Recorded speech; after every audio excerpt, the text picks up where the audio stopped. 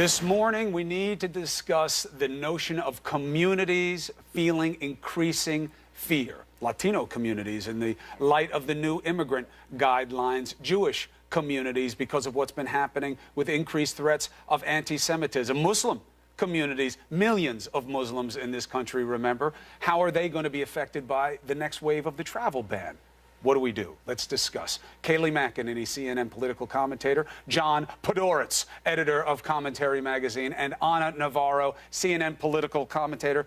Anna, always good to have you there, warm, here, cold, like my heart. So, Kayleighmcenany, the fear that comes with things that could be a simple expression of the law, right? The new immigration guidelines. You come in illegally, you're here illegally. You could be deported, period. And this is just giving more enforcement. But it causes fear. What is the balance of these two things? It does cause fear, and I don't think people should be fearful because the president has clearly said, Sean Spicer clearly said, we don't want to touch DACA people. We don't want to touch Dreamers. We want to get people who are brought in as children or teens, and then they've lived here and they've lived well. Absolutely. And look, most illegal immigrants are very good people who just want a shot at the American dream. And I think people should focus on the times when President Trump has said, Sean Spicer has said, we want criminals out of this country. We want American citizens to be safe, and rely on that promise, because I can promise you President Trump understands that most illegal immigrants are good. Anna, the problem is that the president has said other things as well that went to a broader and negative picture of the immigrant reality in this country. And now these guidelines speak to that notion. It's broad. It's not just about being convicted. It's not even being about arrested. It's not even being about charged. It's just if enforcement officials think you are a risk, they can throw you out of the country. How does that play? Okay, it's reflecting itself in fear, widespread fear in this country. I think he unleashed something. Whether he wanted to or not, the effect is that he unleashed something. He unleashed something in his base of supporters, and he also unleashed this fear, this angst, this distress among so many communities around the country right now. And it's a problem. This is going to sound as a joke. I was at a doctor's office yesterday, and I overheard a conversation. Man was saying to a woman, you know, there's three types of people in America right now. Those who love Trump and think he can do no wrong, those who hate him and protest him all the time, and those who are too afraid to even protest. She then said, well, you're forgetting those of us who are under medication. But this is actually not a joke. There are so many people right now who either see him as the Messiah, see him as a manic president, or are just in almost too much fear to process everything that has happened in the last month. John, what's the middle ground? What's the reality? Well, I think the middle ground is that we are treating the Hispanic community as though it is monolithic, in the sense that, you know, there are, you know, a vast number of, far the largest number of Hispanics in the United States are American citizens, residents, and then there is a population of illegal immigrants who have a different status. And the law clearly says that if you are here illegally, the government has the right to deport you. We have not enforced that law for 30, 40, 50 years, pretty much, because the economy relied on, and still in some sense relies on this population to help it chug and cook and move along. If the policy in Washington changes as a result of a highly contentious election with a president who made it extremely clear what it was that he wanted to do, then the policy will change. The question is, how will the enforcement go? Will it be horrible? Will it be mean? Will it be ugly? Or will it somehow be orderly and follow a very simple, transparent model? Well, all right, so then, Kayleigh, one more beat on this, which is, what is the confidence for people who are worried about this inarguably expansive reckoning of what can be enforced, down to just thinking someone's a risk?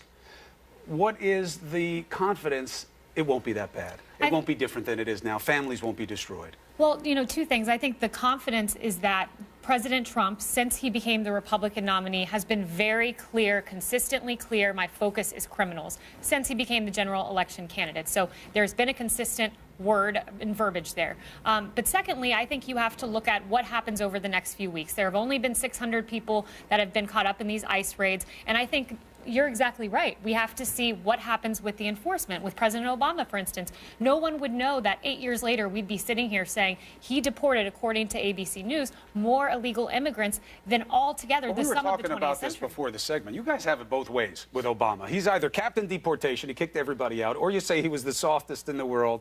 And it seems like they're trying to have it both ways. What's the reality? Sure, you're right. I mean, I think there's been a lot of double speak in Republican circles. President Obama was very good at getting criminal illegal immigrants out of the country, where he was bad and where he was soft. For a while, anyway. He had rates that went up and down. 100%, and he was very good on that front. Where he was wrong was not having a border wall. You know, the refugee program, I would argue he should have been more careful with that. So he had areas where he was good, areas where he was bad, but Republicans do have some double speak. So we'll see how it plays out in enforcement. Another community in fear. The Jewish community. All right? It's not new for them to be victimized in this country, but there is an increase. There had been a call for the president to deal with this with the gusto that he does other things he doesn't like on social media. Here's what he said most recently. The anti-Semitic threats targeting our Jewish community and community centers are horrible and are painful, and a very sad reminder of the work that still must be done to root out hate and prejudice and evil. Now, John, God love him, but when he's talking about fake news and he doesn't have the facts on his side, he is full-throated, he is angry, and he is not reading off a piece of paper.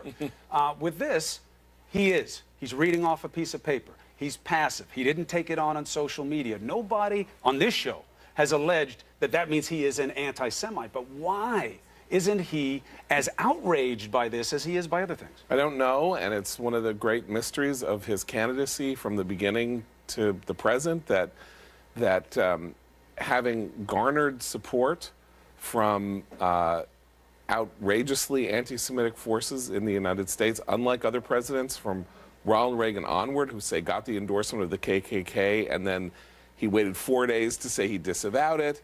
We have threats to Jewish community centers, and the White House press spokesman refuses to use the word Jew or Jewish when he's talking about it. This is a very perplexing thing. It is very disturbing. These threats to hate crimes against Jews in the United States are both very, in percentage terms, are very large in the world of hate crimes, and infinitesimal in terms of the history of the Jewish people. Right. Or any real, no Jew in the United States feels very threatened. But what they feel is the possibility that things are going in a dark direction. Right. And it is very disturbing that the President of the United States has to wait 2 weeks for anybody to say anything about it. One of the reasons that a community, Anna, let's end on this, doesn't have to live in fear is because they know everybody has their back. And they're going to be malefactors, they're going to be ugly people anywhere you go. But our leaders stand up and say, not on my watch. Doesn't that need to happen now in the same way that it does when Donald Trump doesn't like something that's reported about him? You know, Chris, after a month of this, and, it took so much for him to read those words yesterday. It's like squeezing blood out of a stone. What I would say to America is, there's so much to be said for presidential leadership. We're not going to get it from him on this issue. He hasn't been full-throated. I also think his attacks on the media are feeding into these anti-Semitic feelings. He appealed to some of those people in his base, and he doesn't want to mess with that. He doesn't want to mess with that support from the anti-Semites that did support him. He wants to keep that support. When he is talking against the media, when we all remember during his rallies, people shouting, Jew SA, Jew SA, and, looking at the media. And, I think one thing has to do with the other. I think there is a correlation between his attacks on the media and a lot of this anti-Semitic feeling. But what I would say to America is, we got to do it ourselves. We got to be vigilant against anti-Semitism, against hate crime, against any community ourselves. When we see something, we must fight it. We must denounce it. We must condemn it. We must report it. Forget President Trump. Forget relying on him. He's not going to fix this. He's not going to be full-throated about it. It's up to us, folks. And I think each one of us has got the power to be a soldier against this war on hate. Look, we've learned the lessons through history too many times, and it's always bitter. That which you refuse to reject, you often encourage. Gentlemen, ladies, thank you very much. Appreciate it. We're following a lot of news. What do you say? Let's get to it. The #1 priority is making sure that people who pose a threat are immediately dealt with. We have some bad hombres here, and we're going to get them out. 11 million undocumented immigrants could now face deportation. We have to fight hatred in all of its very ugly forms. The president can't condemn anti-Semitism and have the chief architect of the alt-right in his West Wing. No matter how many times he talks about this, it's never good enough. Tensions run high at town halls across the country. Answer his question. If you can answer any of that, I'll sit down and shut up like a policeman for. This is New Day with Chris Cuomo.